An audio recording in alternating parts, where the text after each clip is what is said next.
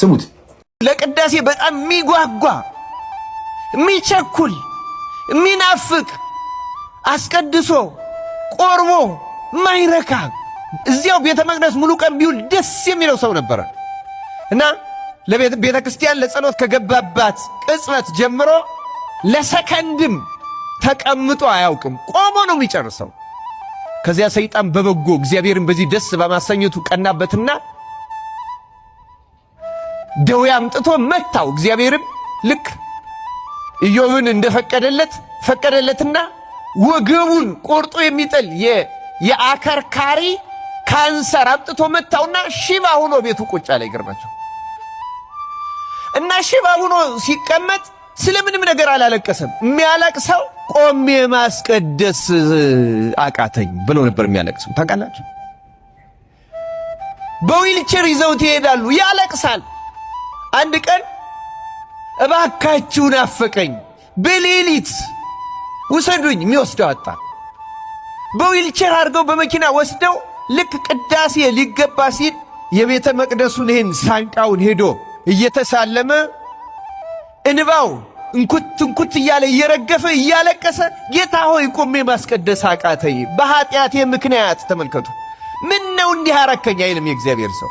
በኃጢአቴ ምክንያት ተመታው፣ ሰይጣን አሸነፈኝ፣ በኃጢአቴ ምክንያት እንዲህ ያለ ደዌ ገጠመኝ፣ እባክህን እንዴት ቆሜ ማስቀደስ በፊትህ እከለከላለሁ እያለቀሰ ስቅ እያለ ሲያለቅስ ቅዳሴ ሊገባ ልብስ ለብሶ ጸሎት ሊያደርስ የተሰየመው ካህን በጣም የሚሰቀሰቅ ድምፅ ሲሰማ ዞር ብሎ አየ።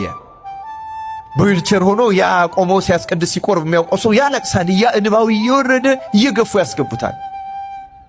ቅዳሴውን ከመጀመሩ በፊት ተንደርድሮ ሄዶ ጠየቀው፣ ምን ነው ምን አገኘ? እንዲህ ያለ ነገር ገጠመኝ። ይኸው ካንሰር ነው።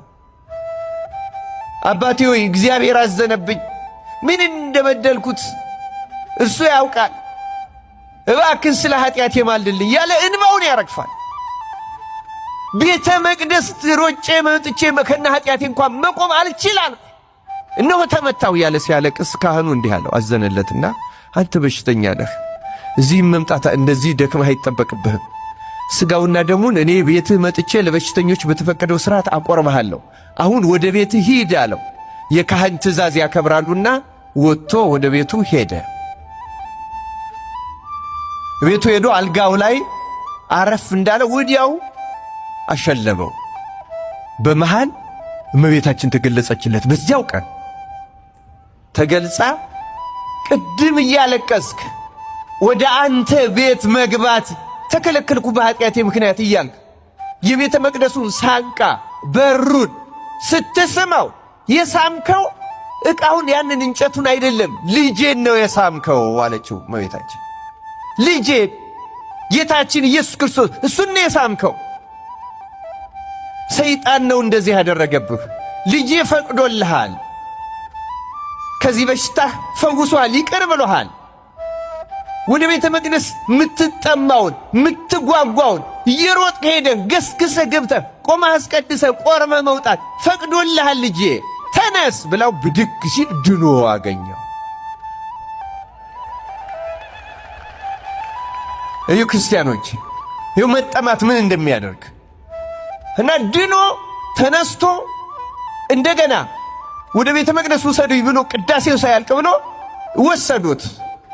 ይዞት ሄዶ ልክ እያለቀሰ የቤተ መቅደሱን በር የሳመባት ላይ ሲደርስ ካህኑ ደግሞ ምዕመናኑን አቁርቦ ጨርሶ እሱን ሊያቆርብ ሲወጣ እዚያችው በር ላይ ተገናኙ።